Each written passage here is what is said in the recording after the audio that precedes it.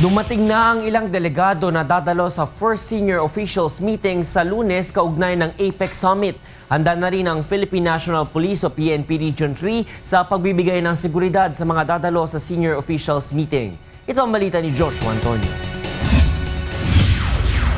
Naka-alerto na ang Philippine National Police Region 3 sa iba't ibang key areas sa Region 3, partikular sa Clark, Pampanga na pagdarausan ng First Senior Officials Meeting ng Asia Pacific Economic Cooperation o APEC Summit. Kabilang sa mahigpit na minomonitor ng PNP ay ang Fontana, Oxford Hotel at Holiday Inn na tutuluyan ng mga dadalo sa Senior Officials Meeting. So we need to coordinate well para isa lang yung eventually isa lang ang objective nito, isa lang ang mag-handle dyan sa taas at kailangan coordinated lahat yung galaw natin. Maging ang ilang kalsada sa loob ng Clark ay mahigpit ring binabantayan ng PNP at ng Clark Development Corporation security personnel.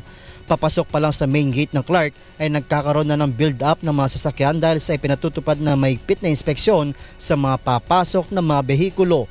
Ayon sa PNP, simula ngayong araw ay ipinagbabawal na ang pagdaan ng mga private vehicles sa mga itinalaga ng PNP na dadaanan lamang ng mga delegado ng APEC Summit at ng mga government agency gaya ng Manuel L. Quezon Avenue.